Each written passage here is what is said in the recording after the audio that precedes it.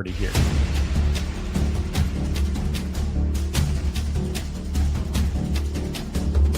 Purpose.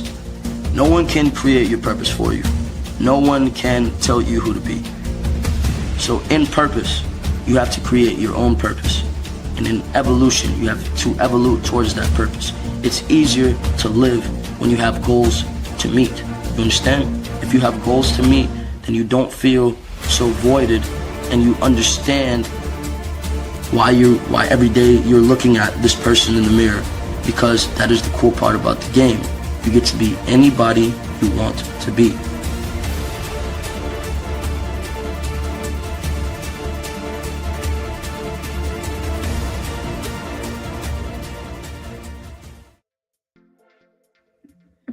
All right, peace to the family again. We're back. Do y'all hear that background music? Is it too loud or is it subtle enough? No, it's good. I like it. I just have to turn my computer down just a little bit on my side. Right. I'm gonna start sleeping at I'm this gonna get time. it at about 10, just so that I have a little light hint, not a lot of it. I don't want it to go, be a clash with our voices or anything like that. All right, so without further ado, let's get it started here. I know we're waiting on a few people to come in. Go ahead and like the video, subscribe. We will read everything live here as well. So I'm gonna, kind of drag my feet a little bit till some people come in here. I know we're a little bit late. What I've done as well is I created a Facebook event. So I'm looking for a big turnout from Facebook here shortly. We are late though. So let's go ahead and get it started with the intro. So, all right. So I had everything ready. Here we go. All right, so my name is Brandon B. Dixon. My NMLS is 1541210. It's at Billionaire Loan Officer on all social media. Please follow me, like, subscribe, and also please drop a comment, and we'll read it live here on air as well. You could go to my website, www.applywithb.com, if you want to book me for a consultation, or if you want to apply for a mortgage. It is mortgage season, so I've noticed a couple of app tick-ups, it's ticking upward now, so the traffic's starting to get in. If you want to move for the summer when the kids out, now's the time to start shopping. Give me a call, 832-775-8357. You call me 24/7 as long as it's about business. And you go to my website, www.brandonbdixon.com. Don't forget I'm a licensed realtor as well. If you want to lease, list, you want to talk about renting an apartment or a townhouse or even commercial property, just let me know. Last but not least, I got WeLoveFrenchies.com. Don't forget I am a breeder. That's one of my passions as well. So, anything I'm passionate about, I'll make a business out of. So, with that being said, David, I got you queued up. Man. Awesome.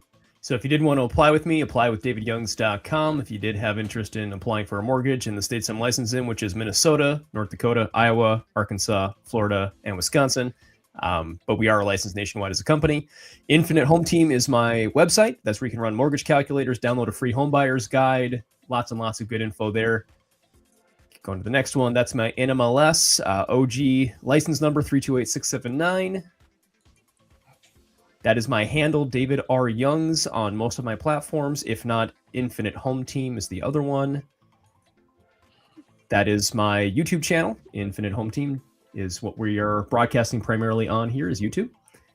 And last one, this is the most important one, is .cards/David Youngs. If you just go to this website, you can download all of my contact info, including all of my platforms, social media, calendar, etc., into that one location into your phone. I got to take the timers off of yours. Yours got the 10-second timers on there. We need to edit that as well to get rid of a couple others and add a couple more. Right. All right. Hey, happy Monday. It's Brandon Dunbar. For all my contact information, all you have to do is Google my name and Realtor, Brandon Dunbar Realtor. You'll be able to see my ratings and also get all my contact information. So if you would like to get a consultation about new home buyers or downsizing or upsizing or anything real estate, you can access my contacts through there. And if you want to get it done, another way to contact me is my website, dumbardidit.com. If you want to get it done, visit dumbardidit.com. Let's go. Gotcha. And so anything interesting before we get started with the clips? Anything interesting? Anything interesting happened last week or what you want to share like closings, any interesting situations as far as on the mortgage tip or on a real estate tip? I can throw out that just in general, I've been getting more and more mortgage inquiries coming in lately because of the lower interest rates. If anybody isn't aware, we just hit, there was an article, several articles that came out that we just hit officially 3-year interest rate lows. So because we just hit that marker, those headlines are starting to spur some people to think maybe now is the time to look at refinancing. And maybe now is the time to start looking at home buying. And like you said at the beginning, Brandon, we're coming into the spring market. So this is normally when people start looking at buying anyway, people getting their tax refunds, filing their taxes, getting those refunds coming through, starting to prep for the warmer weather, depending on where you're located. You guys are already in warmer weather, but I'm not here in Minnesota. So people are prepping for the warmer weather. So Right. it's good. Everything's good. The season is good for real estate and lending. It is improving, which is exactly what we want to see. Right. And I mean, as far as me, like I said, I got the, like I said, just circling back to real estate and getting back in. I was trying to buy a business, like one of my dreams to buy a franchise. So I kind of took 25 off a little bit. I was doing it kind of part-time, but now I'm full-time in it again. So, had I don't want to say, a difficult welcome back loan. So we got it done. A veteran. I know y'all seen the closing stories on my social media. Guy got turned down, veteran. They told him he couldn't buy a home. This is his first home. I think he's in his 60s, first time buying a house. I was able to get a manual underwrite and get him his benefits. One of his benefits is 0 down loan. So got him with no money down. Also, you got a $240 check back after we got concessions from the actual seller. So he pretty much came away with a signature. Just got in the home, and then, like I said, now he could have something to pass down to his kids. So that's a victory.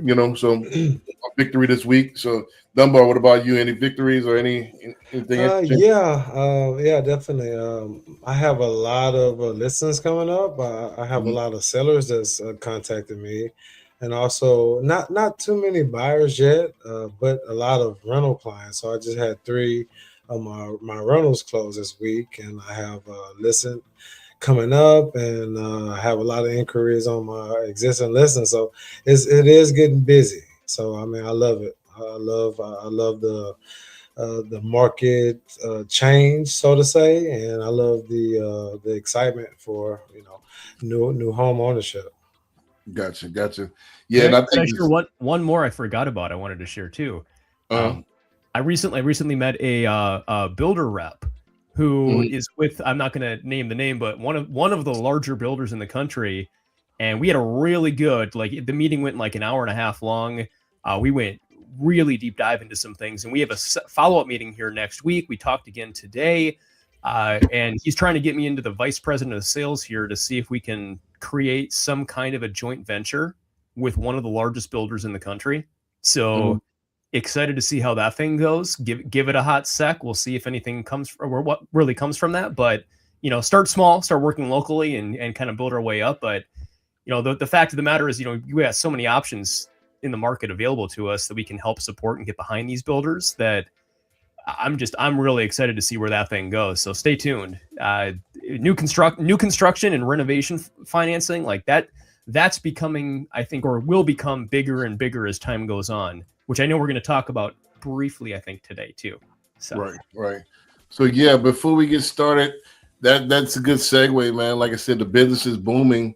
And why not get paid? Like I said, we have a new program at Nexa Lending where you can get paid just off of referrals. You don't have to actually do any work besides, word of mouth, something that you're going to do already. So I know you're wondering if you're a regular, to our show, what's the QR code. So that's going to be to my calendar if you want to discuss this new BDM, which is Business Development Manager program that we have at Nexa. In fact, I'm going to run the skit here. I was going to say, do you want to play it for everyone real quick? Let them show you. Run it, and then if you want to get on my schedule to go ahead and talk about it. Let's go ahead and run it. So let's go ahead and run it, and then we're gonna go ahead and do our first clip. Don't forget, like the video, add comments, and we'll talk about it live. If you're a realtor and you're not getting paid for the mortgage conversations you're already having, we need to talk. You're speaking to buyers, sellers, past clients, your sphere every single day. And every time financing comes up, you're creating opportunity, but you're earning zero from it. At Nexa Lending, we've built a compliant business development manager program that lets you get paid for the business you generate without becoming a loan officer. No licensing, no quoting rates, no collecting docs. You simply connect people. We handle the mortgage. You get paid as a W-2 business development employee. Refinances, your CRM, your sphere, other agents you introduce. You're already creating the business, now you monetize it. If you're serious about adding a real additional income stream this year, click the link, message me directly, and let's get you activated in under 10 minutes. Right, so there you have it. Awesome. If you want to go ahead and supplement your income or get a little side hustle going, we have a great program, and you do have to sign up and be a W-2. So all you got to do is spread the word, and when you get paid, when I get paid, you get paid. You know, so.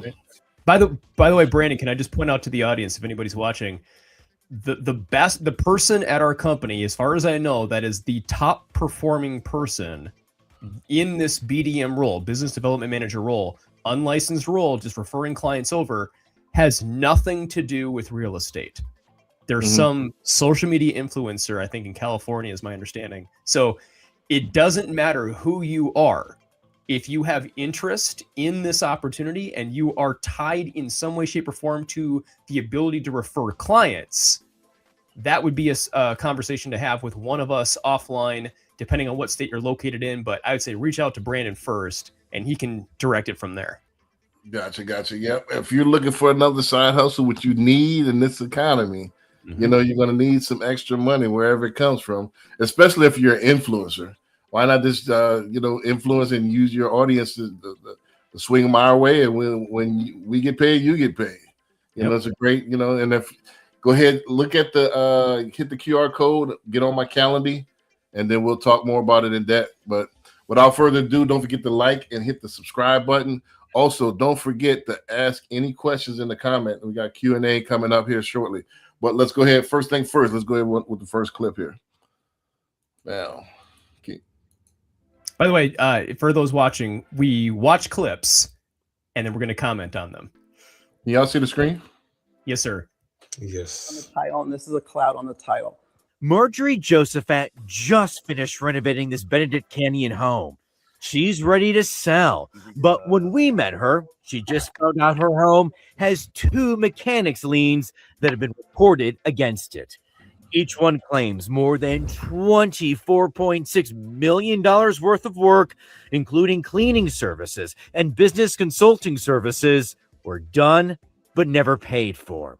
All were recorded by Ortiz Consulting LLC, whose registered agent is Rita Ortiz. I don't know who Rita Ortiz is. Shortly after we sat down with Marjorie, Ortiz recorded another lien against Marjorie's property. This one claiming more than $98 million worth of unpaid work. 7 on Your Side Investigates spoke to 3 of Marjorie's neighbors. All their liens are for $24.6 million for alleged unpaid services, including cleaning.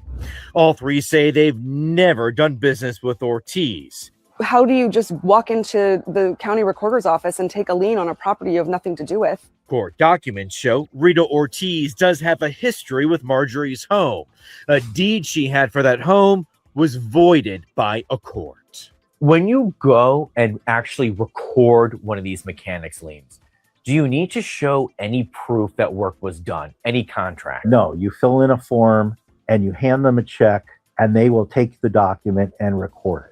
Bruce Rudman is an attorney with no connection to this case, but specializes in mechanics liens. He says there's only 2 ways to get rid of one based on California law. The person who recorded the lien can lift it, or the homeowner needs to convince a court the lien is erroneous, which usually takes thousands in attorney fees. We also showed Rudman the liens Ortiz recorded to get his independent take. I've never seen anything like this. Ortiz declined our request for an interview, but did tell us over text messages the neighbors stole and destroyed her property and that she cleaned that property for 10 years. Both the LAPD and Beverly Hills Police Departments tell us they have an active criminal investigation into these liens. We can't sell with a cloud on the title, and this is a cloud on the title. Marjorie Gotcha. Crazy. It sounded like $1 million dollars. $1 billion. Yeah. That's what it sounded like to me. Like, come on, man. What, $98 million worth of work? What did she? So much. Crazy. Yeah, So much. That's crazy. what did she leave? Vibranium on the property?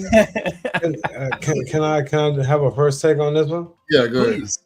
So first off, I would whatever title company that they close the house on, they should be responsible. Because if they give you a clean title determination, then that's what you're walking into, or that's what you're supposed to walk into. So I mean, I would definitely take that up with the title company, and I mean, honestly, it'll be their cost to pay, but that's I've never, and that's why I guess as a real estate professional, you always have a great title company that you work with that will have, of course, that does their due diligence and that will give you, a realistic outlook on how the chain of title is going. So I would say, first off, it's the title company's fault. Second off, that's why you work with a real estate professional, because we have these folks that are reputable in our Rolodex that could make sure that this doesn't happen to you.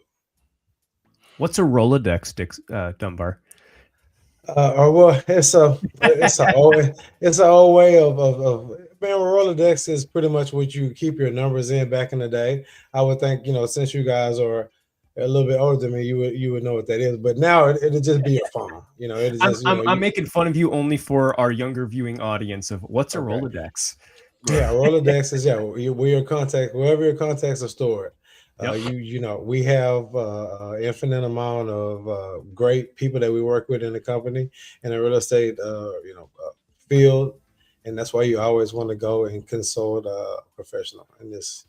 I had a Gen Zer yesterday. Didn't know what tire kickers were, So they're like, golly, But my take on it, I thought what the video was talking about was that she was the owner. She's been the owner for a while, and those mechanic liens occurred while she was the owner. So there would have been no chain of title when she went to sell it after closing, right? Yeah, when she went to sell it, that's when she discovered, hey, they got these liens on it, so it blocked the sale because she had to address these liens first.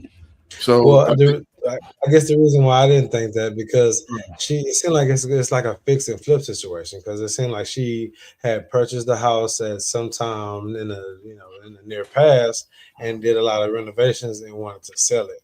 I didn't get that she had owned it for 10 years or anything like that, but I thought that's what they said. I thought that's what they said, and I thought she fixed it up to go ahead and sell it to get rid of it. Like there's some, just repairs that way she could go get rid of, but she's stuck with it now because now there's a BS lien on there.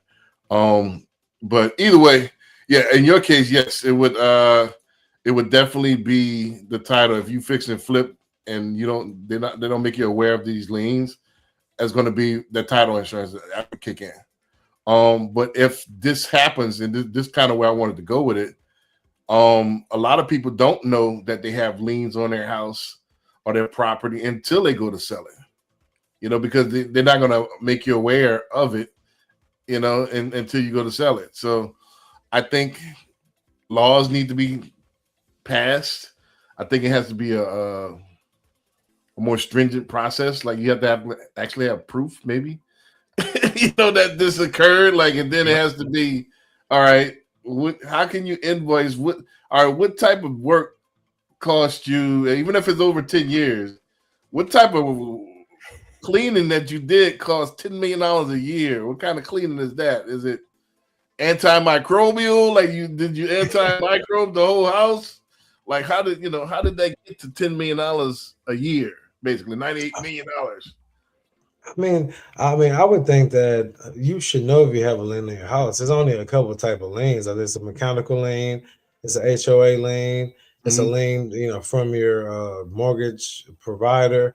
So it's not like 1,000 liens that somebody can put in your house. So I would think you would know if you signed up to pay something and you didn't pay it. I haven't experienced that yet.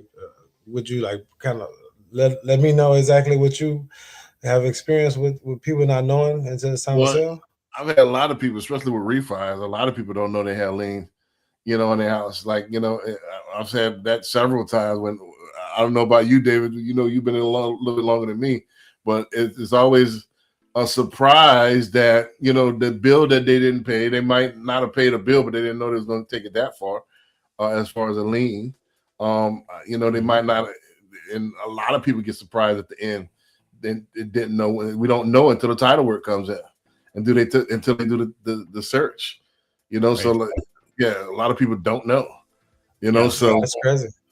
Well, I guess the luxury I do have deep relationships with my title company. So before I go and list the house, I go and ask for a detailed seller sheet with of course, with their fees included, and also a preliminary title search. So I guess that's what I would do, that's what I do for all my listings. So we would know that up front. But as a loan person, I can understand how that kind of get you on the back end. But as a realtor, you would hope that you have somebody that can do the same things that I have for my clients.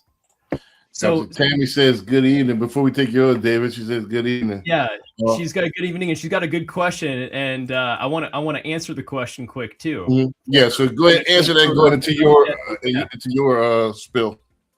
Yeah, so the Homestead Act, yes and no, does protect you. So it does protect you from certain judgments, creditor judgments, but not specifically mechanics liens.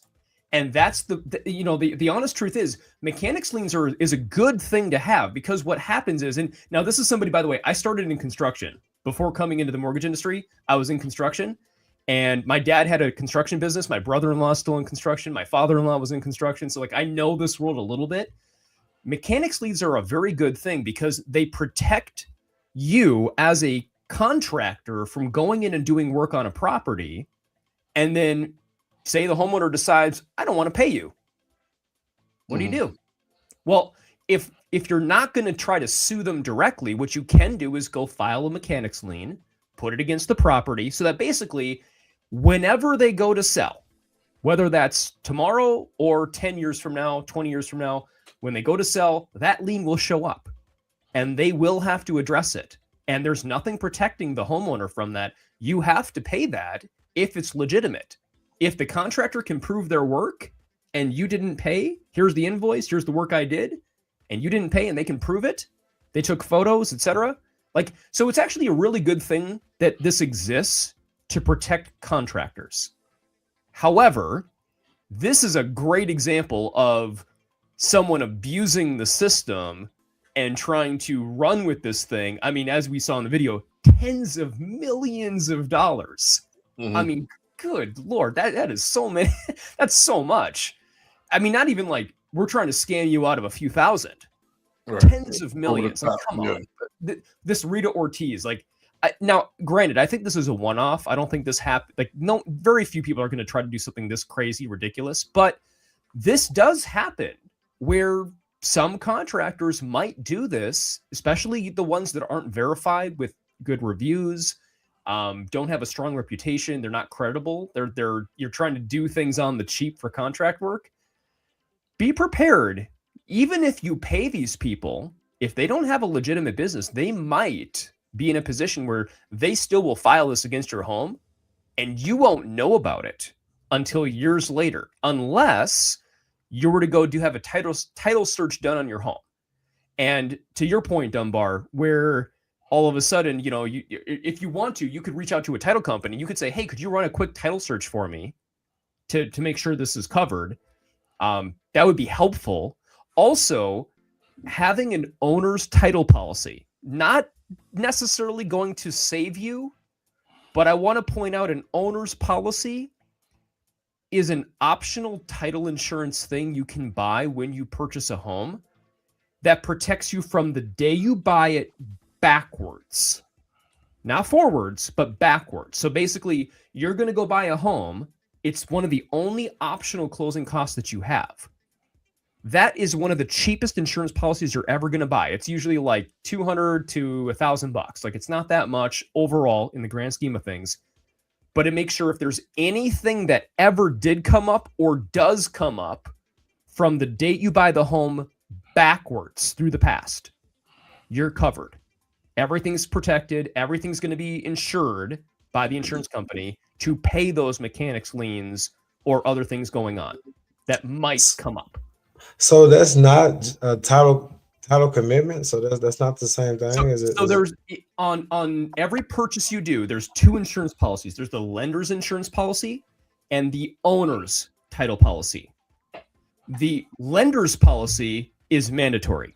The lender is always going to require they have protection from the date you buy backwards, so that there's nothing that could ever come back against them to jeopardize their first lien position. The lender will never let that go. You, technically as the owner, do have the option to not buy it. I'm going to argue it's the most important insurance you're ever going to buy because it's one of the cheapest insurances you're ever going to buy as well. Buy the insurance. It's a few $100 one time. You never pay it again. And then it protects you going backwards from that point. And that'll help with this. It doesn't solve the exact example that we had today in this video, because this video, of course, is showing after she bought the home. So it's bought the home future this came up. So it wouldn't protect her from it going forward. But I would just encourage anybody watching this, please, if you have the ability to buy an owner's title policy, please make sure you're buying one. It's not that expensive. Talk to your title company about this. Talk to your mortgage advisor. They will give you good recommendations and advice on this, and it will help ensure that you're better protected on this topic. Right. So yeah, Dixon, in Texas, isn't that something that always happens? That usually the seller pays for? It's optional. You don't have to do it. Right. It's the only thing that's optional in your entire closing cost package, basically, is title insurance for the owner's policy.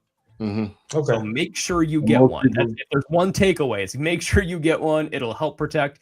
But going forward, it might be helpful if you have a good title company that you worked with or somebody that you closed with already. Just say, hey, every few years, would you just run a quick title search for me as a favor? Just double check. Is there anything on my property I need to know about? It might be helpful just to know about that. And make sure it's a reputable, good title company. The person that is closing on the paperwork, the one that's helping you sign the documents, that has nothing to do with the title company. They're all friendly. They're all great. They're all wonderful people. They're not the ones that do the title stuff, the things we care about, me and Dixon here that do the lending side. Like we don't care about, I don't care about how friendly the title person is at closing. They're all friendly. I care about how good of a job are you going to do up front to get everything dialed in and do a full search behind the scenes. That requires a little extra due diligence that not every title company does, which is why no two are exactly the same. Work with a good, reputable title company, not focus just on the friendliness of the closer. Yeah. So usually the closer is there, but as far as the person who's going to stamp everything out, they're just a notary person that the title company has employed or willing. Well, to even before that, internally, I'm saying like internally. Yes. Right. Yeah. Even inside there, like as an example here where I work in Minnesota, the company that I like working with, they have attorneys on staff. And they go through and do a full due diligence up front long before it gets to anybody else to ensure that all this stuff is clear on the title before they issue a title commitment. That's Yeah. different than the notary and different than the closer. Those For are sure. two different people, different than who's doing this internally for the judgment lien searches. Right, and I guess another thing to look out for, if you do have somebody that's going to ask for a preliminary title or a seller's net sheet from the title company, the attorney fee should be on there. So if you don't see the attorney fee on there, then maybe you want to get your own, or use a different title company. Which, by the way, depending on where you're watching this, every state is different. Some states are attorney-based states. Others, like mine, are not, where there is no attorney cost, because even though they might have attorneys on staff, they're not actually charging the client an attorney fee. They are different depending on the state that you're in, different state laws. So just keep that in mind, of course, depending on where you're located watching this. Right. Right. And this, to button it up, as far as the liens, is just about being proactive, like David alluded to. Make sure instead of trying to save a couple of dollars, closing costs, I know everything is expensive. However, that couple of dollars could save you a lot more in lawyers' fees later on. Also, I would say, like he alluded to as well, be proactive. Like every couple of years, every 2-3 years, just keep in touch with that title person. Hey, can you do anything on my property that I should know about? Keep it clean and keep it practice that way. Because I think this is what I think. I think that they're banking on that you'll forget. And by the time you need to address it, you don't have any of the paperwork ready. So you have no case. So you have to pay them if you want to sell this particular property. That's what they're banking on. So if you stay fresh and stay proactive and to try to thwart predators away, I think you'll have more success instead of 10 years ago, damn, I forget, damn, I don't even know where the receipts are, and I know I paid them.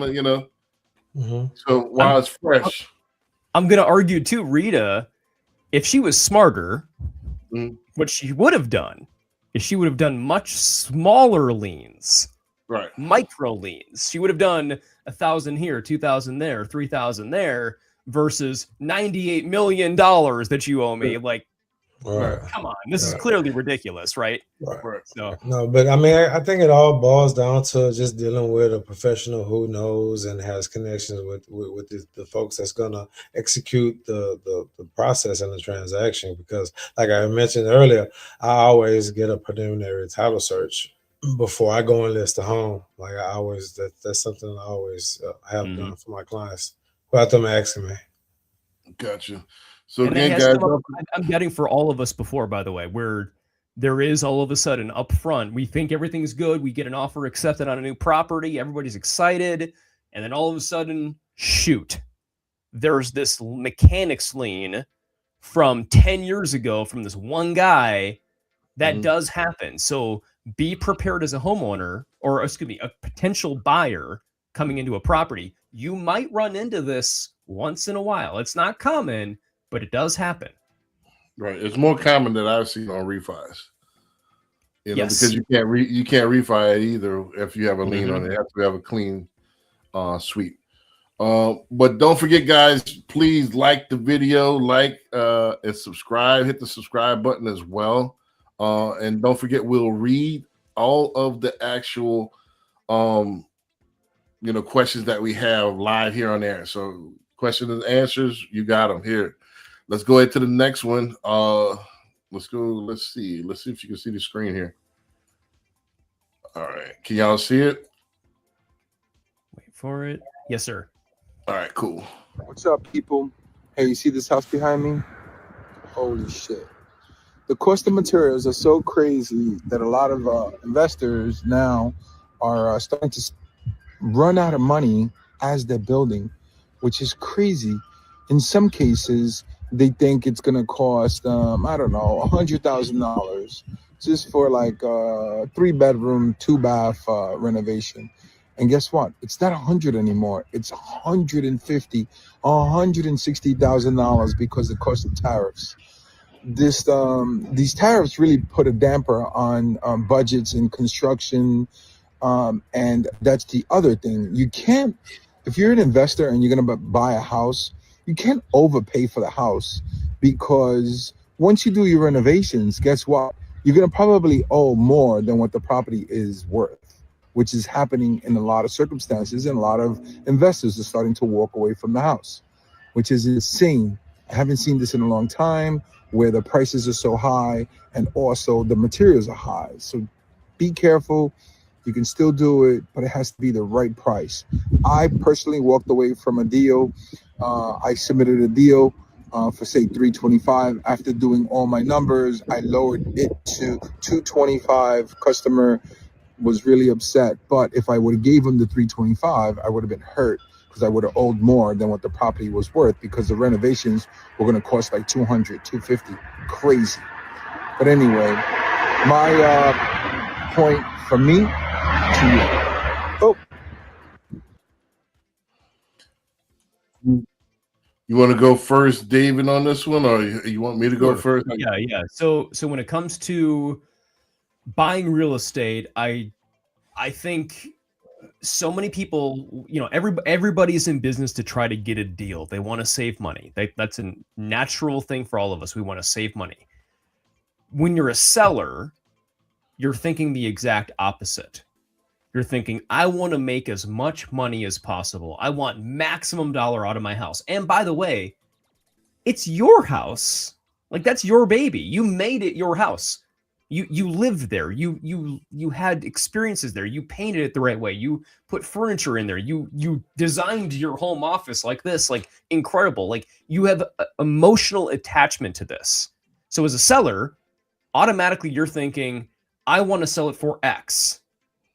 But if you're truly trying to sell the house, and we're I think there's another video we're going to watch on this too, but when you're selling across the country too, different markets will dictate what you're doing, but a lot of markets right now are hurting in that sellers are not getting what they think they should be getting. They're having to lower their price a little bit.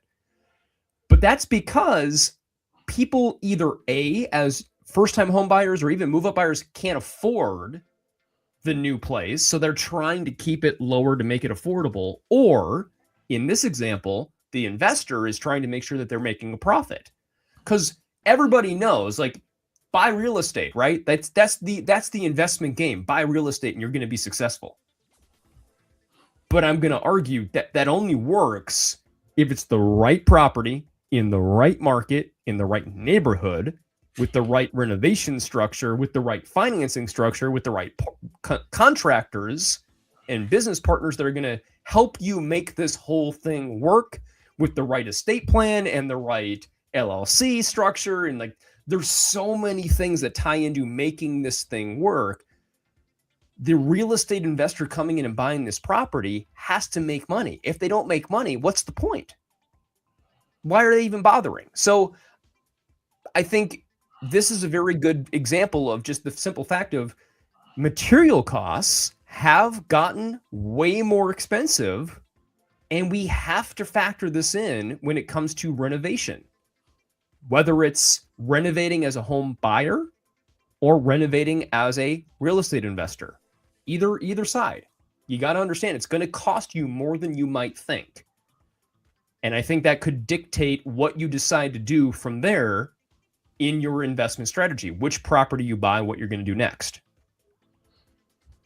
Right. Dunbar, we're going to keep the round robin going. What do you think as far as the video, as far as the material? Yeah, yes, definitely. So I think to kind of pivot to what David was saying, you only going to have this type of fee when you are doing a rehab on a house that needs rehab. So a first-time home buyer is not, let's get a FHA 203K, which is a rehab loan. You're not going to really run into this. Maybe if you buy a new build, they might hike it up because they had to pay a little bit more. But this is like solely an investor kind of dilemma, if you ask me.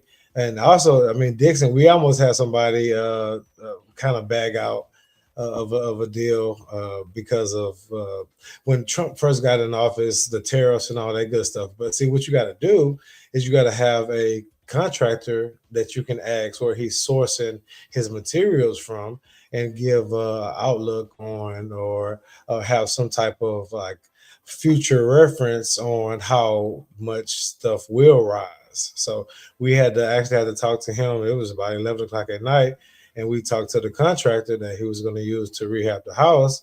And the contractor told him, like, you know, regardless of the tariffs, at that point, I guess we're not going to have any surprises. So, and that just goes back to using a great professional when it comes to real estate, because the contractor that he used knew where he was sourcing his materials from. It can give us a kind of a future outlook on, you know, how things would go because of the materials he needed. Now, if he needed materials that were from X, Y, and Z country, then maybe, you know, it would have been a different story. But he was able to, you know, use his expertise and kind of let us know like a future outlook on, because he was sourcing it and he knew who he was sourcing his materials from.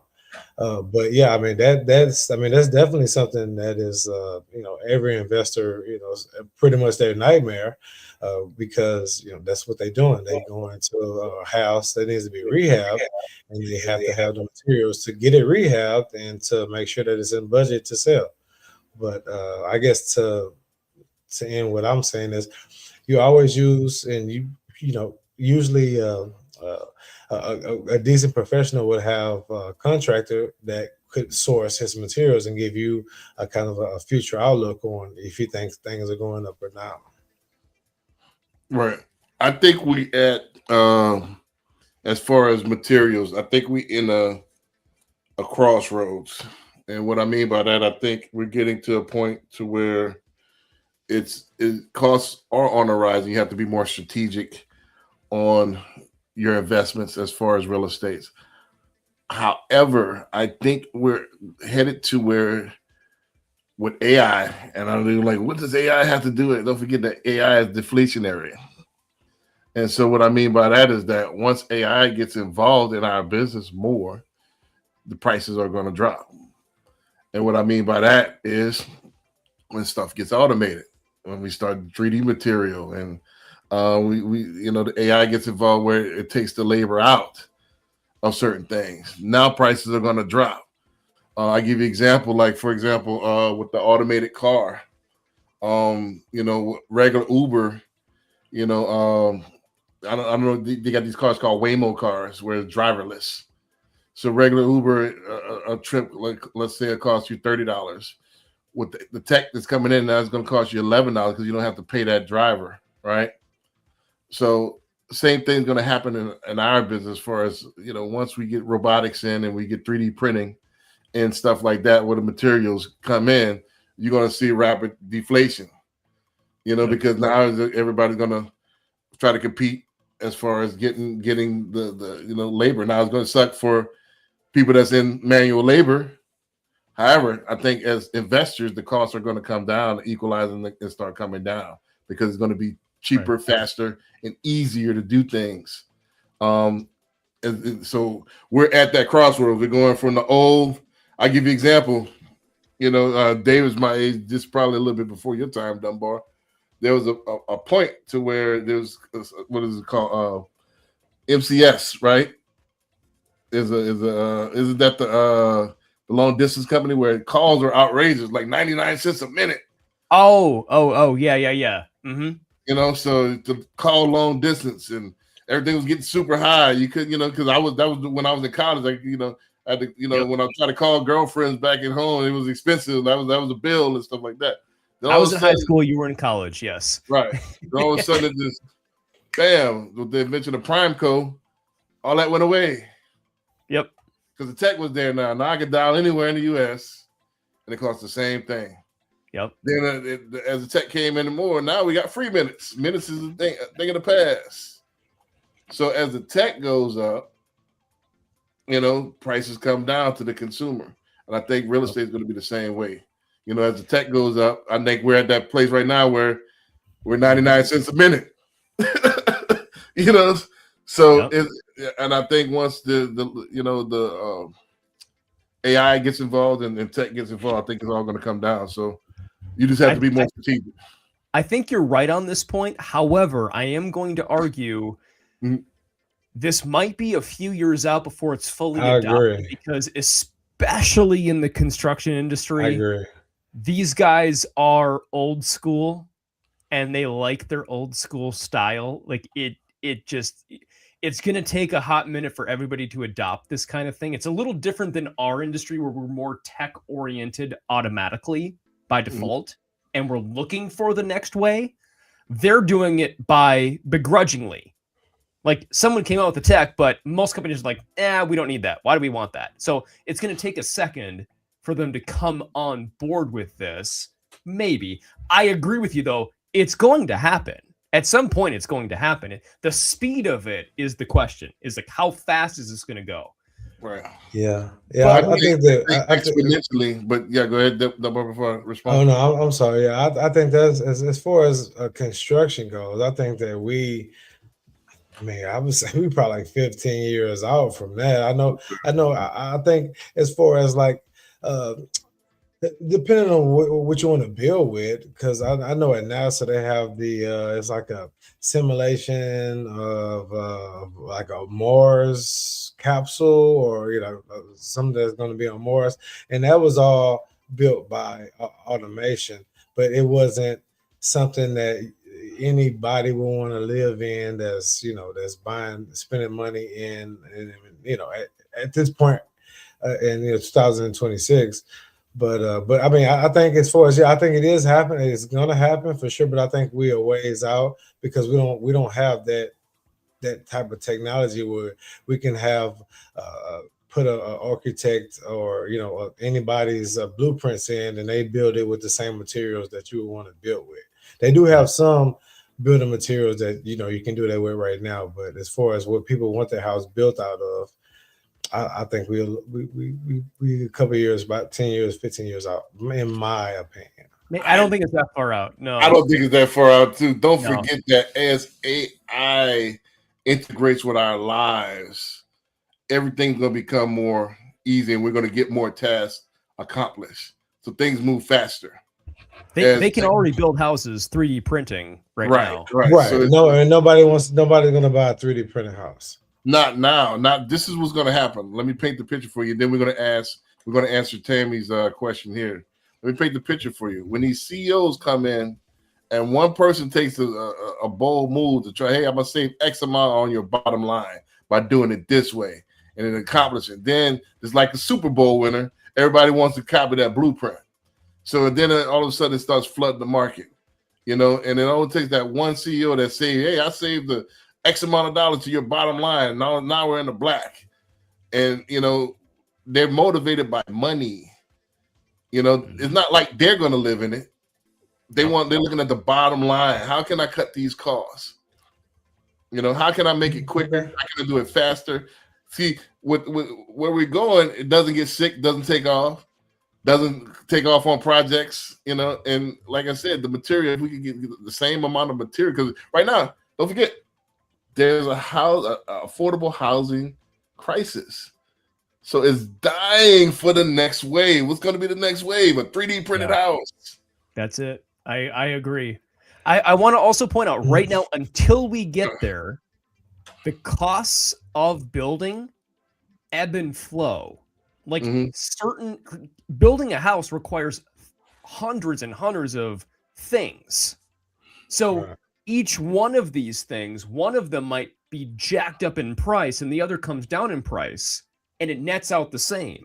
But when multiple things go up at once, then you have this 150, 160% out of control price. So there's a balance here too of what construction costs are we talking about? How high of quality are we going with the home? What area are we buying in? That plays a factor as well. There's so many things that tariffs and taxation. There's a lot of things that factor into this. So it's right now until we get there. I also want to argue that it will ebb and flow. Like we might see in a few months, it may come down. It might drastically skyrocket. I'm going to argue that it's probably going to go up, not down, until we find a solution otherwise. So arguably buying a home sooner than later is probably going to save you more money. Gotcha. Tammy said, yes, I think you're right. That's why I'm telling all my clients stay consistent while working and rebuilding that credit and start saving for down payment. Yeah, I mean, that's the whole cliche. Don't wait to buy real estate and wait. One thing's for sure, two things for certain, that it's always going to have value. A house is never going to be worth zero, right? Unless it's got, stepped on by Godzilla or something like that. You know what I mean? So it's always going to be worth something, so most likely history says that the value is going to go up, so how can you lose besides, not persevering, not wanting to focus, not wanting to game plan to get there. So you really can't lose with real estate unless you want to lose. So yeah, I would say tell your clients stay steadfast and get into real estate as soon as possible. Yeah. Anybody want to comment on Tammy's question? I was also going to say, like, if you're not already working with or talking to a good mortgage advisor, because Tammy, I'm not sure if you're in real estate, mortgage lending, or something else, but have them talk to a quality mortgage advisor, not somebody that's going to pull credit and say you're denied or approved. I'm saying somebody that's going to guide them through this, like me or Dixon. We want to make sure that we go through this together and guide them through the process, because I always tell every client, it's not a question of if you can buy, it's a question of when you can buy. And the when depends on you only. But if you follow the advice, you can get there. What the problem is usually is people stay the course of whatever they're doing and they don't change anything. And then 3 years later, we talk to them again and they're in the same spot again because they don't know what they need to do. So that's why we do this podcast. That's why we do exactly what we're doing here, is trying to provide education, guiding families through this process so that you're not hurt by a mechanic's lien or high cost of renovations or contract work or not knowing what to do with your credit and buying a home for a down payment. So lots of thank you for the comment. There's so many good things that we could pull away from this and probably go further down that rabbit hole with, but we'll save that for another time. Gotcha. Don't forget, guys, to like the video, subscribe. Also, any questions, we'll read them live on air. Any comments about what we're doing? If you like the show, dislike the show, let us know. We'll read it right here on air. Also, if you got any mortgage questions, we'll answer, or real estate questions as far as specifics. We'll get granular with you, so we're not afraid of any questions. So please let us know. Let's go ahead to this next one. And then after this, I want to talk a little bit briefly before we go to the last two about our BDM program a little bit, not too granular, but let's talk about it a little bit as well. Let's go to this next one. Then we're going to take a little, about a 5-minute break to talk about the BDM program here shortly. All right, so let's go to this next one.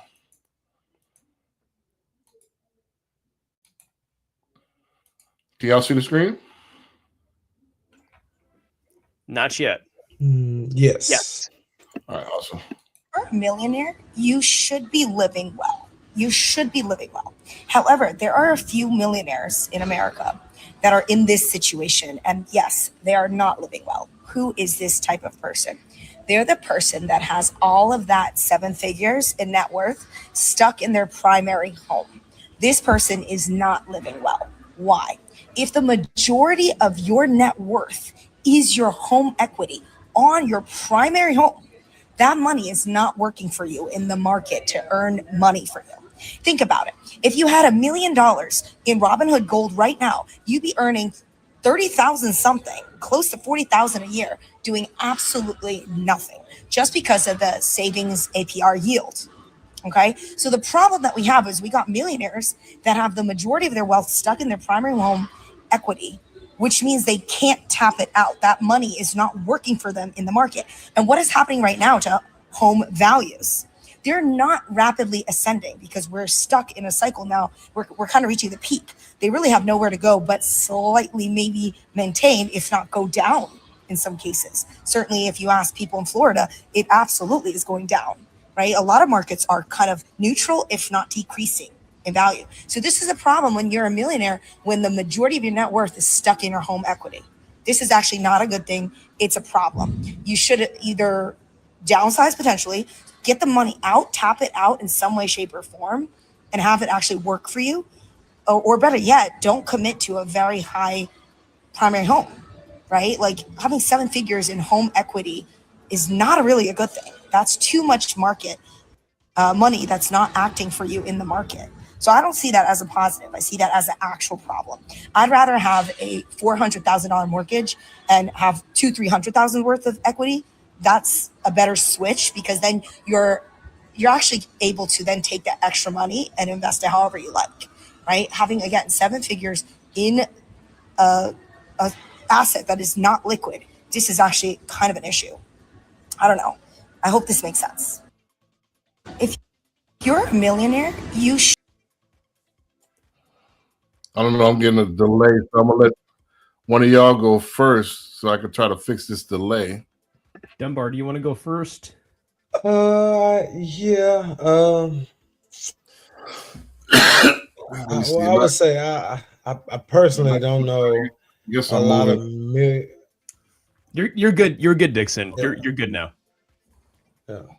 I personally don't know too many millionaires that have this dilemma, but I can see how it would be a dilemma. Usually, millionaires, unless it's inherited, they did something smart with their money to get them there, and they wouldn't be. They wouldn't be as ignorant enough to do what she mentioned. I mean, that's really all I have to say about that one, honestly. Right. So let me chime in on that. I think a lot of this has to do with the coast. Most people on the coast, East Coast and West Coast, New York and the Northeast, and then maybe California and Washington are in that situation where don't forget, a decent house out there is 1.52 million easily. Mm-hmm. Right. And a lot of times since it's jumbo, you have to put 20% down. So they have a lot of equity off top in their house. And as it grows 10 years from now, you got, like she said, 300,000, 500,000, $500,000 in equity that's trapped in the house. Mm-hmm. And that's not working for you. But the problem is that this is the cycle that she didn't mention. People, especially on the coast. Now, Houston's a different story. Minnesota's a different story in the middle of the country. So people get this house and then they want to keep up with the Joneses. So they add the furniture to this house. They wanted the BMW. And what happens is that equity that they have in a house, they wind up getting a HELOC or getting us to refi, and then they take it to pay down debt. And now they owe even more. So instead of having the money work for you and like taking that and invested in different businesses, different online things, and having it, and then buy your assets, then buy your liabilities. They buy the liabilities first and then use the equity to bail themselves out. And it's like, it's all you're doing is prolonging the cycle. So you got to put the horse in front of the cart instead of the cart in front of the horse. So I think that's basically what she's saying. Like most people are millionaires on paper, but they're living to their eyeballs in debt. So they leverage the leveraging, so they leveraged out, so I think what happens is, especially if you're on the coast and you're just getting, this IT job, the cybersecurity job, and you're making 150, 200,000, you saved up enough, to make the 20% down payment. Don't let that be the end, the victory. That's the beginning. That's when you get in the game. That's when you're in the league now. Stay disciplined a few more years and then take that money and then invest in other things. Invest in a different property, invest in a business, invest in a side business, stuff like that. I think that's where people get trapped. I think that's what she's talking about, and I yield the floor from there. Yeah. No, I sure. In fact, I talked about this with a client today, actually. So, if you think about it this way, different way of thinking about this. If you buy a home that's worth $1 million today, and if you do not have a mortgage, how much is it worth? $1 million. If you buy a house at $1 million today and you finance 100% of that thing, let's just assume that was even possible. How much is it worth? It's still worth $1 million. It's Right. exactly the same. It's worth the same whether you have a mortgage or not. So if you want to think about it in these terms, every year your value likely will increase a little bit, but it doesn't matter if you have a mortgage or not. It's going to go up a little bit every year regardless. But if you have a mortgage, now someone else helped you buy the house. So now you get to keep all that extra money, that other $1 million, like, and for argument's sake, let's just say $1 million house, 20% down, $800,000 mortgage, right? So you get an $800,000 mortgage versus you're well off and you don't get an $800,000 mortgage. But the argument is now that means you have $800,000 more if you get a mortgage that you can go spend on anything else you want to spend it on. And I'm going to argue if you're buying a house and you have that kind of money to spend, if you have a good financial advisor behind you that's walking you through this math, there's probably 5 to 10 better places they could help you find to put that money to help you properly protect your family for insurance, tax strategies, investment strategies. And we've talked before about investments in real estate, fix and flips, buy and hold, the Burr method, like all these other things too we've talked about in previous shows. All these other things play into this as well. So you put this all together, if you allocate the dollars just right, think about it this way. Every dollar that's in your house is growing essentially at a 0% rate of return. All that equity you've gained, doesn't matter how much equity you have, until you can tap into it, it's growing at a 0% rate of return. The house is worth $1 million. It's worth $1 million and, 1.1 the next year, 1.2 the next year, let's just say, like, for argument's sake, like it keeps growing. But every dollar that's in that house in the equity is not accessible to you until you access it. How you access it, the cost of accessing it, as an example, Brandon, Dixon, you mentioned a HELOC. So you get a HELOC for 8.5, 9, 10, 12% now. Well, now you're taking money out of the property, but that's probably worse than what you would get if you were to invest that money. And will you get the tax advantages as well? Like there's a world of other discussion that could happen here. So I'm just going to argue that anybody that's thinking about that thinks about like, I want to pay off my house, I want to pay off my mortgage, I want a 10-year term or a 15-year term, or I'm going to accelerate all my payments. That's not a bad thing. But I'm going to argue, have you looked at all the other things first? Because if you haven't, you're probably losing money doing it this way versus the alternatives. There's a lot of discussion to take place here. We could go down a rabbit hole so far in so many different topics with this. So just my encouragement with this whole point is if you have equity in a property or you're debating how much to put down or should you accelerate or should you do a shorter term, this is where a really good mortgage advisor comes into play and a really good financial advisor as well. Put them together to make sure that we're doing the right thing for you. And your situation is like a fingerprint, unique to you. No one else has the exact same circumstances. So what's good for one person might be different for your circumstances. Gotcha. Am I still borging out a little bit, or am I good? You're good. Yeah, I mean, very, very slightly, but you're good. All right, cool. I mean, yeah, just to put a lid on that, and we're going to transfer a little bit of thought to the BDM program. My thing is this, and I think I have relatives like this as well. I think what we do is we get the job and we stop.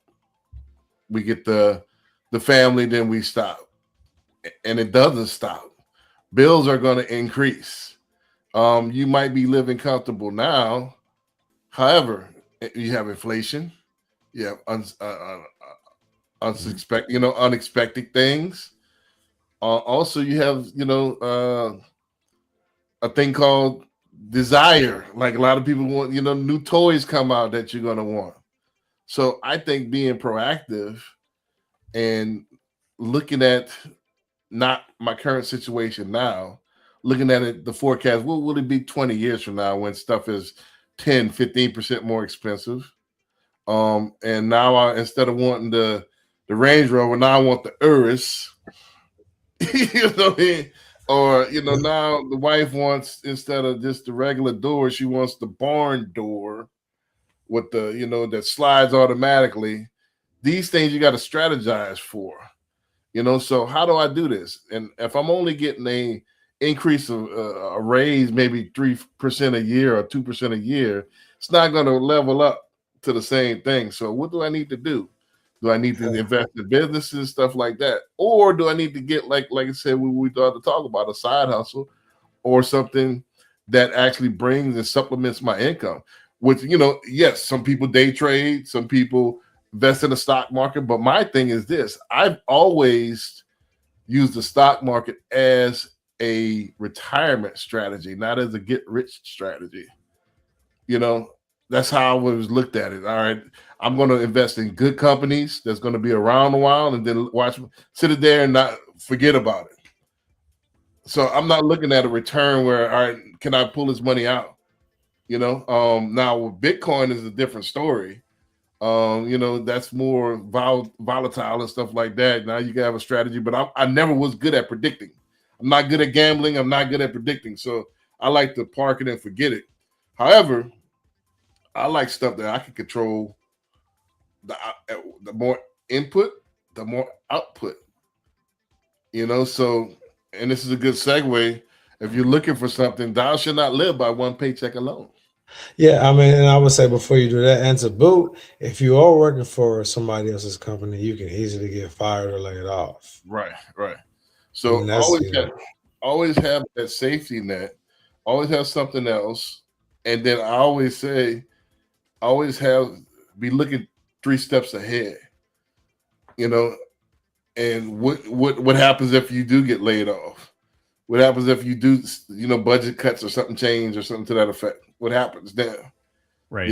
By the way, too, don't forget, real estate is a long-term investment strategy in general, not a short-term one in most cases for most families. Right. And if you think about it, for the last almost 90 years they've been tracking this thing, real estate has gone up either a little bit or a lot every year since the inception of when they've been tracking this, with the exception of a few years, like 5 years, there was a net zero, 1% negative for a couple, but that was only during the housing recession in 2008 leading up to that. Everything else for the last 90 years has been the same. So if you're looking for a long-term investment play, you really can't beat real estate, but you got to go into it looking at it through that lens. If you're not trying to fix and flip and do this as a short-term investor, if you're looking at us from just a home buyer, home ownership strategy. What if I was to tell you that you don't have to have any investment as far as monetary investment? What if I was to tell you could get in real estate without any licenses? What if I was to tell you could get into real estate without hardly any risk? There's a way that you could do it, and it's called our BDM program, Business Development Manager Program, and that we started at Nexa Lending, where all it takes is your word of mouth. You talking to people, and when they buy, you get paid. So you're not spending any of your money besides a background check, $80. You're not. All you're doing is sweat equity, and what sweat equity is that if I put the effort in, I get the reward. Simple. So if you're looking for something that you could possibly be a nice supplement to what you're already doing, that you could build up, this BDM program is what you're looking for. The QR code up there at the upper right, go ahead, scan the QR codes, get on my schedule, and we'll talk about it. This is a great opportunity for you to make a lot of money. Go ahead. And to boot, yeah, I mean, as far as even because I just asked this, I don't have any criminal records. If they do a background check, it's going to be financial crimes. It's not going to be Right. Well, it's not going to be anything that that you're going to have to worry about. It's going to be did you do fraud or something like that? But other than that, they don't. It's not going to flag anything. Yeah, they're looking specifically for anyone that is financially related has had issues. If you don't have that issue, you're probably just fine. But like Brandon said, $80, a little bit of cost each month, check in once a month, tell us what you're doing. We can walk you through the steps, hit the QR code. Brandon, were you going to replay that video for everybody just to make sure they can see it? Right before we get into the next clip, let's go ahead and check out the commercial that I got. We're going to be running these throughout, so go ahead and check this out. If you like it, please hit that QR code and get on my calendar and let's talk about it. Let's talk about making you some money. If you're a realtor and you're not getting paid for the mortgage conversations you're already having, we need to talk. You're speaking to buyers, sellers, past clients, your sphere every single day. And every time financing comes up, you're creating opportunity, but you're earning zero from it. At Nexa Lending, we've built a compliant business development manager program that lets you get paid for the business you generate without becoming a loan officer. No licensing, no quoting rates, no collecting docs. You simply connect people. We handle the mortgage. You get paid as a W-2 business development employee. Refinances, your CRM, your sphere, other agents you introduce. You're already creating the business, now you monetize it. If you're serious about adding a real additional income stream this year, click the link, message me directly, and let's get you activated in under 10 minutes. Right, there you go. Please hit the QR code and let's talk about making you some additional income. I think this is going to be huge this year. So make this year the year that you do instead of talk, So let's go into this next one. I couldn't find for some reason the Robert Kiyosaki video. When I click it, it goes to something else. So I just found a random one real quick, and I hadn't watched it, but I hope this is a good one. I think it's gonna mirror to what we're talking about. But let's check it out and see. What about the one before that one too that you had? Because there was one in between the two. Right. I'm saving the Houston one for last. So gotcha. Okay, fair enough. Yeah. So but let's watch this Robert Kiyosaki one, and then we'll go from there.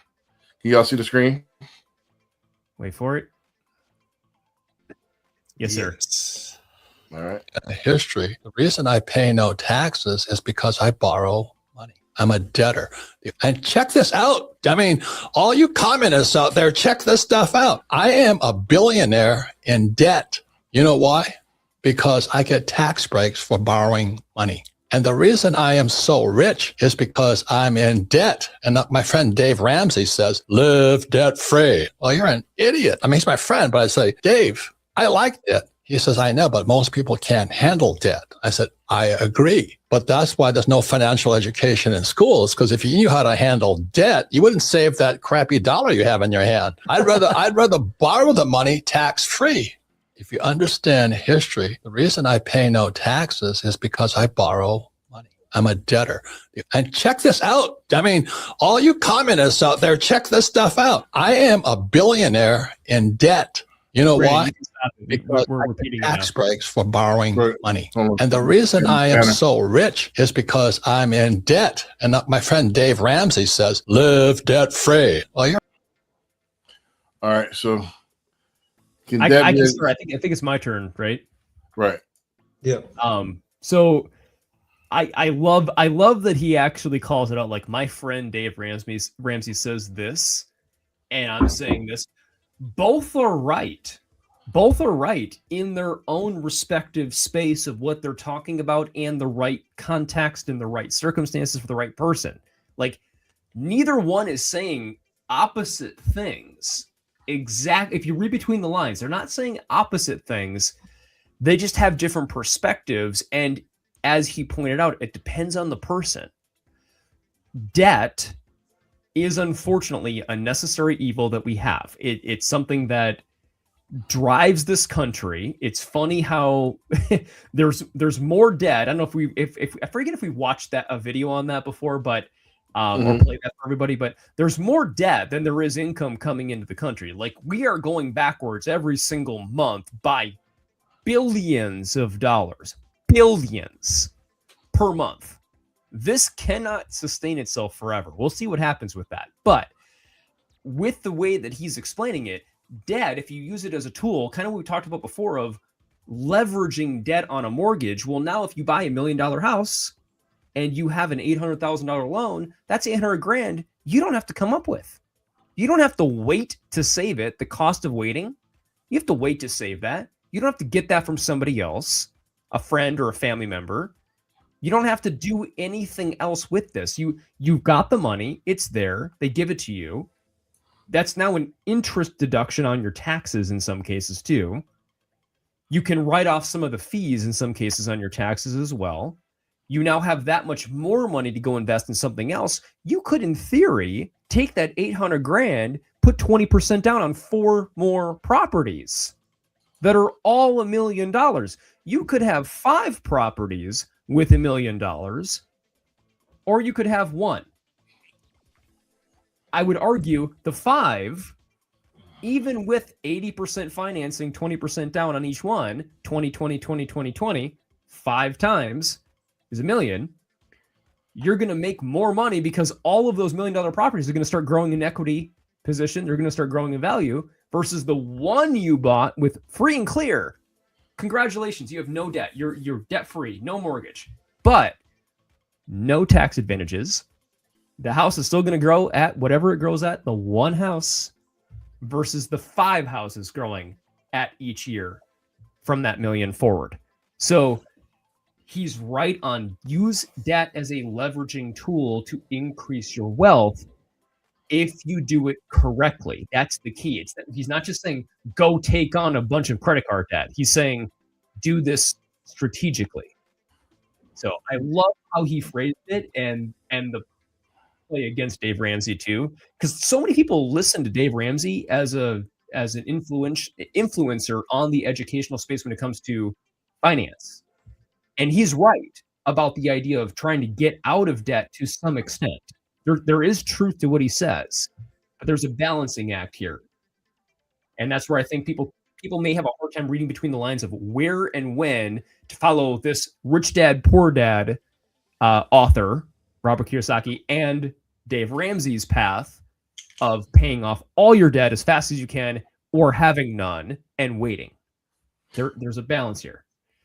I think with Robert Kiyosaki, and I want people to understand what Robert Kiyosaki is talking about, debt could be a good thing if it's leveraged instead of using your own cash. Because with your own cash, don't forget that cash is fiat. It's a depreciating asset. However, when you leverage it against something like real estate or gold or something to that effect, and you borrow against it, then that asset keeps appreciating.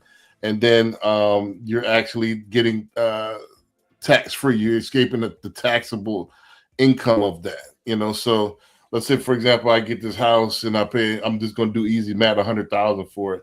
And I pull out 80% of that. Instead of me spending that 80,000 and it's gone, I still have an asset that's there that's going to keep increasing in value. Also, now I don't have to pay tax on that $80,000 because I borrowed it, as opposed to just taking it out and spending it, because you're gonna get taxed twice. I don't know if you get taxed if you get income, if you got a income and then you get taxed on everything else you buy. So you're double taxed, so how do you beat some of this taxation? Is use strategy, so I'm gonna go ahead and borrow this. That way I avoid at least the income tax. And then as far as sales tax, I'm gonna go ahead and buy stuff as far as under my company so I can avoid the sales tax on it. So I will get an LLC, and then I'm gonna use it wholesale and get avoid some of the taxation on that part as well. So you got to have a strategy for this stuff. Also, I want to say this as well. So debt can be a good thing if you use it in that sense. If like David alluded to, if you're just talking about putting, this latest kick-ass stereo, you know, on your credit card, that's not good debt. That's consumer debt. That's bad debt. So it's a difference. So what we're talking about is, leveraging the debt to save on taxes. That's leveraging the debt to fuel buying appreciating assets. That as well. Tax strategy and leveraging to something else. I like to buy businesses. That way I can control. I don't want to say I don't like the stock market. The stock market to me is something that's it's out of my control. It's almost like sports gambling to me. That's a little bit, I could have a good sense of what happened, but I don't have any control over what happens. So I like businesses where I have control over. If I want to make X amount of dollars, I get in there, roll my sleeves up, and I can make X amount of dollars. That's what I like. Right. But go ahead, Dunbar. You want to go ahead? Yeah, Talk about yeah, definitely. So I guess I have too many people. I have over 20 people that I know that does not have credit cards. They just buy everything with cash. They think that's the way to go. You can't build your credit score without getting into debt. So what I'm saying is, if you have 0 credit cards, you're probably going to have a 500, 480 credit score, but that's not because it's not because you negligent or you're irresponsible. It's because you don't have the education and the education to know that it takes debt to build credit. And I guess from like I know y'all talking, I'm talking to like the regular kind of layman's folks with this. Take out debt that you can manage and build yourself up to where you could get anything you want, because it doesn't matter. And I deal with renters sometimes. I don't care if you have $1 million in the bank. If you have a 480 credit score, you're not going to get a good rental home. You're not you're going to be able to get a mortgage if you have enough money to throw at it, but you're not going to be able to get the things that you really would like, because you're not going to have the credit background to do so. So I guess that's why I say, can debt be a good thing? Absolutely. That's the only way to build your credit, is to have debt. Right. I got one. I'm gonna go ahead and do a switcheroo. I found one. I was going through I had one for the show, but I didn't put it in. So this is gonna be the last one for the night, because we're at an hour and a half right now. But I thought this was a good one. A little bit controversial, but let's go ahead and run it anyway. Like we got to add a little controversy. If y'all stay with us this long, y'all deserve a little bit of entertainment here. So let's go ahead and run it. So this is more, I like to end with a little bit more philosophical type stuff. So let's go ahead and run it. Bam, can y'all see the screen? You wait for it, and yes, sir. Not even gotten a call back once. Why do you think? You tell me. You're a job creator. But I don't know your resume. You know your life better than I do. Why do you think you have not gotten a call back on 477? Because I do not have a degree. Okay. Because I do not have a degree, because I could not afford one. Okay. That doesn't mean anything. Not having a degree doesn't mean anything at all. The physical job market is very limited. Where do you live? I live in rural Texas. Okay. Does your family live there? Mom, dad, everybody's in that same city? Everybody was at one point. Okay. Most of them are dead now. Okay. Sorry to hear. It is what it is. It's poverty. We're kind of used to that on this side. Victim mentality, right? At its finest. Like just total victim mentality. Why do you feel like you're a victim? Because I exist and things happen to why do you. you see And yourself as as a such, victim? things happen. And that's why I say that they happen You're to a me. good-looking guy. Why Thanks. do you think you're a victim? How about we do this? How about I interview you and I give you a job? How about you and I document this? After this, you come, I do an interview with you and I give you a job. And let's see what you do 90 days later. Okay, I'll look up your company and all that kind of stuff, and I'll see it. But you like, see what just happened regardless, right there? Mike, watch what you just did. Sure. You just said You applied to 477 companies who's not gone back to you. Yeah. A business owner who's hiring aggressively just made an offer to you. You said you're willing to move. Then you said, I'll look at it. You became select. What if I gave you a job, period, to work 80 hours a week? Would you take it? And I paid you a reasonable wage. Are we talking a livable wage or a reasonable wage? Yeah, this is crazy. I mean, this is what's wrong with the world right here. So now he's not trying to get a job. So he applied at 477 jobs, and now he doesn't want a job. I'm confused. Comment down below. I have put in. This is a fun one, Brandon. Yeah, I just had to add a little fun on this one. So, yeah, I mean, there's a reason why I put it in there, and then I I don't know, this might be too good. But when I was going through looking for the Robert Kiyosaki one, I seen, let's go ahead and do this one, man. It just something moved me to talk about this, man. But I think we had this when the OG Power of Ownership podcast was out with me and my co-host. Shout out to Steven Contreras. I think he moved to New Mexico now. He's a scientist as well. Also, he's a brother. We're in the same fraternity as well. But I think we talked about this. There was winners and losers. We did a show about winners and losers. Does quote unquote losers lose because they want to lose? And I think this ties to this. I think certain people in their mind are already defeated. And I think the defeat feels better to tell the story about why I'm defeated than it would be the hustle and the struggle to actually get to where I'm going, because that's not necessarily a feel-good thing. That actually feels painful sometimes because you're growing and you're building, and there's long hours and blisters and corns and stuff like that. So the path to get right and to do the right thing sometimes isn't pretty, but the path to complain is easy because all you're doing is running your mouth. And that dopamine hit of, hey, oh, woe is me, feels better than it would be to actually do something about it. So I think, in my opinion, I think a lot of people lose because losing is actually easier, and losing feels better temporarily. So I'll open it for that, and I'll come back if needed. I'll go next then. There's ego that plays into this as well, but what's interesting to me is the way that video phrased everything, or the way that he phrased everything is, like he's immediately aggressive and defensive about this. He's frustrated. He's clearly frustrated. I think there's a lot of frustration happening in the world right now of wages are not keeping up. Employers are laying people off as tech comes into play, AI comes into play. We're going to see that happening more. It's going to continue to be a struggle for some families. Like no qualms about that. Like he's legit in what he's saying.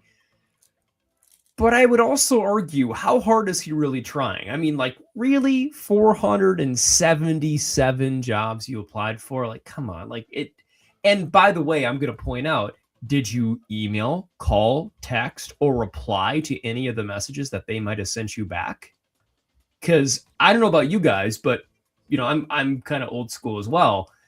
If I wanted a job, the several times that I've ever wanted to get a job in my career, I dressed up, I walked into the office, or I called and I called and I called and I called and I called and I called until I got them, and I got to the right person, and I made my case of why they should hire me, and I got hired. It's funny because when I was hiring my last assistant, who unfortunately since then has left me, I hope maybe one day I'll get her back. But when she reached out to me online, I put out an ad on LinkedIn, and I had literally 158 or 160 people apply in less than 24 hours.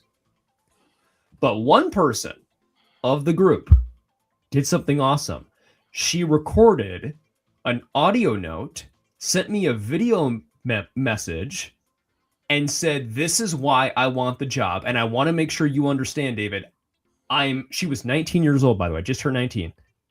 I'm 19 years old. I don't have any understanding of the mortgage industry. I don't know what I'm doing, but I promise I'm a hard worker and I care. and I want to help families, and I think this is a path I want to take in my career. And my wife was helping me filter through these interviews, and she's like, immediately, that one. And I'm like, but we haven't even looked at all the others. And she's like, I'm just telling you, that's the one you want. And, several days later, going through all the other candidates, and by then it was like up to 400, 500 people that I was interviewing. I hired her because she went above and beyond. So I'm going to argue, I don't care who you are, what circumstance you're in. If you're not trying, start trying. Go. If you want a job, go get the job. And there's so many places you don't even need a job. Like you can go do what we do. You can start in the mortgage industry. You can start in the real estate industry. You don't need to be hired as an employee necessarily. You don't need that necessarily, but you can go work for these things, put yourself out there, push a little bit, just get out of your comfort zone. And a small little plug over here, realtors, just the ego of so many realtors of I'm number one, I am this. We need to stop having that mentality. We're here to serve consumers. We're here to serve families. We're here to network and grow and build together as partners. Most realtors today that you might meet are not closing any deals at all. We want to make sure that we're helping one another grow, and we're not coming at this from the wrong mentality. Because again, what this guy's saying in this video reminds me so much of most realtors I interact with nowadays. Of I'm doing this. I want everybody to cater to me. I want leads. I want clients. But I'm just going to call this out on this video. If you're a realtor and you're having that victim mindset, or you're a mortgage professional like us, and you're also having that mindset, try to nip that in the bud. Get that out of your head right now. Like, start focusing on what can I do to help others.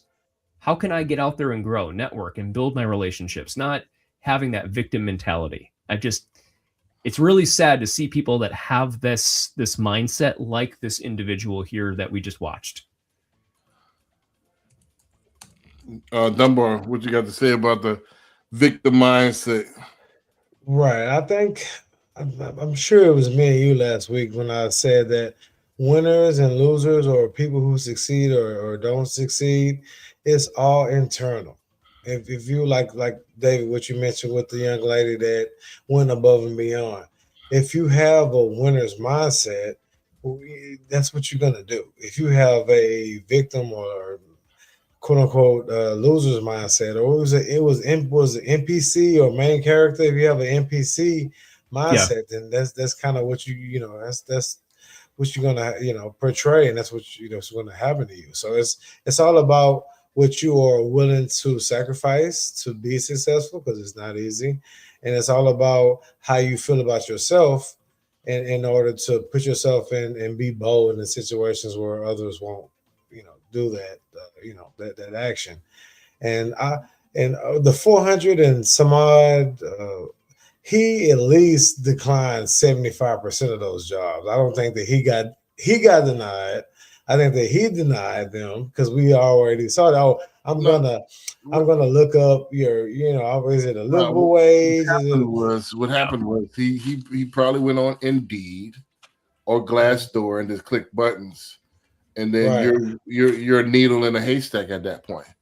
Right. Like David said, he didn't do anything extra, because what happens is, to click that button, I could do 400 in one day, because all you're doing is apply now, easy apply, and your resume is automatically attached. So it's like playing a video game.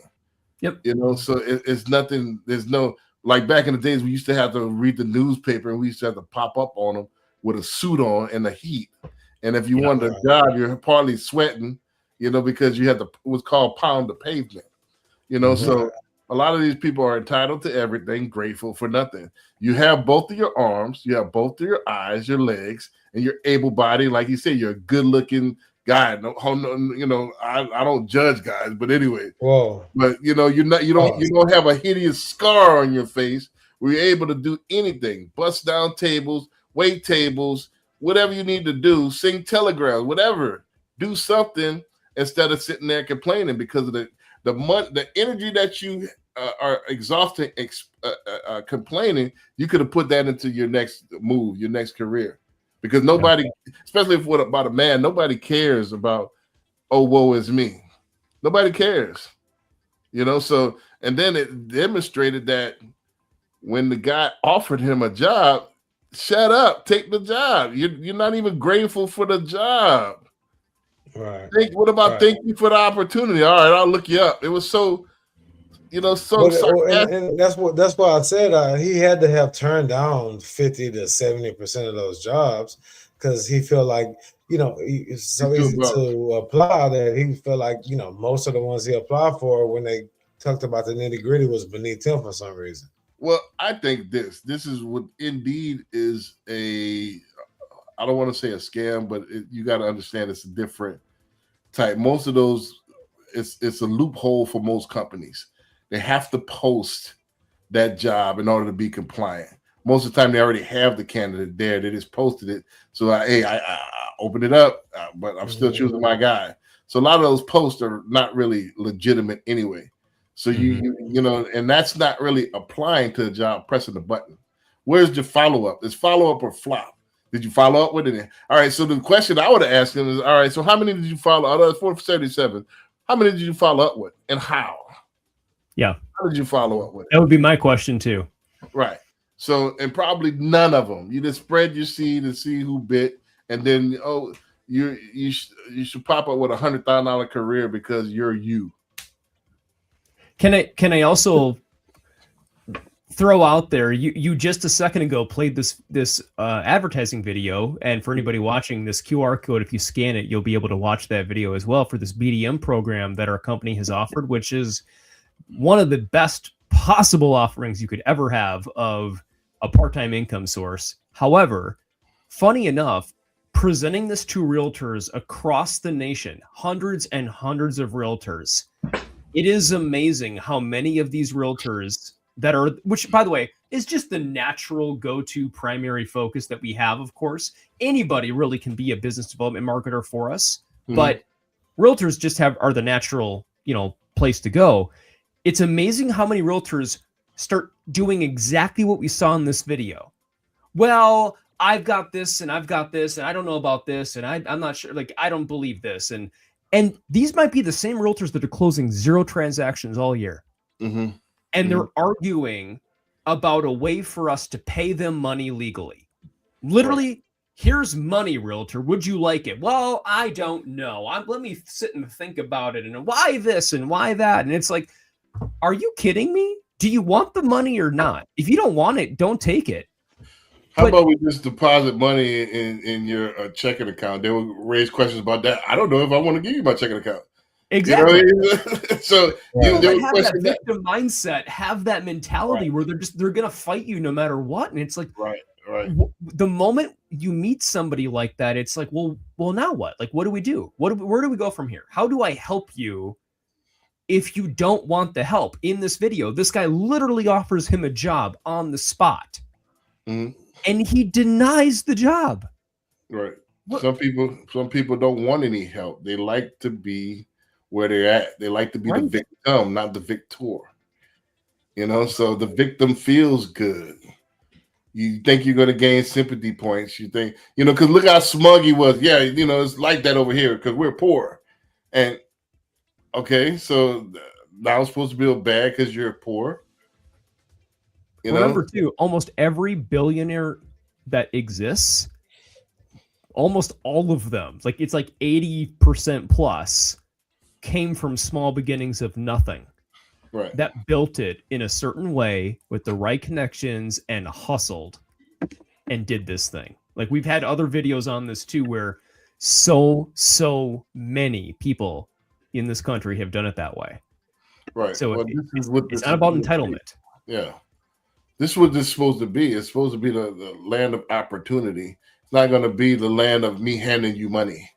Yes. That's not going to happen. Opportunities are going to be there. You have to take advantage of those opportunities. A lot of people don't. It's amazing that I've seen, like, you got to, people don't want to feed themselves. They want you to feed them, and they want you to make airplane noises while you're feeding them. Open up wide, and here you go. I'm not going to, you're a grown man. I'm not going to sit there and feed you so you can eat and put a bib on you. Find a way. Find a way to get it done. So we're trying our best right here, by the way. But right. There, So this that is a good segue. You know, I definitely see that coming, and that's what you know, with this. Why not? You know, if you're a realtor, why not supplement your income? Because don't think about it. What's happening now and the way things are going is not about as many slices you could get. It's about widening that slice. So why try to find more customers when you could, all right, I'm going to give this to a loan officer anyway if I don't want to get the license in myself. So why not get a bigger piece of the pie? Mm-hmm. Why not?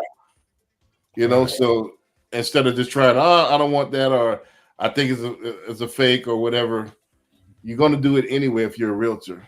Or if you're somebody just sitting on a couch, or if you're a TikToker, or if you're a waiter or whatever, you talk to a lot of people. You're a barber, a beautician. You're going to talk to people anyway. All you're doing is connecting people. So you know why turn your. I think, and this is what my mentor Mattress Mac always used to say: people that turn their money up, I mean, turn their nose up at money are usually the brokest ones. Mm. You know, so if you got too much pride to sit there and make money, you know, something's broken. That's why broke is broken. You're broken. Yeah. You know, so I don't want to believe it. I don't want to tear this point up too much, but this is a good philosophical. It was a good in cap video though of the concept, the mindset that people have. I think. I mean, I feel like we could spend another hour on this concept. Right. That victim mentality. So if y'all don't want to be a victim, you understand that what this is that every dollar that you get, you got to earn it. If you want financial freedom, it's earned, not given. If you want to be at the top of your game, you know, it comes with making plays. Every play, there is no, all right, I get drafted, then I'm Hall of Fame. There's something in the middle called a career.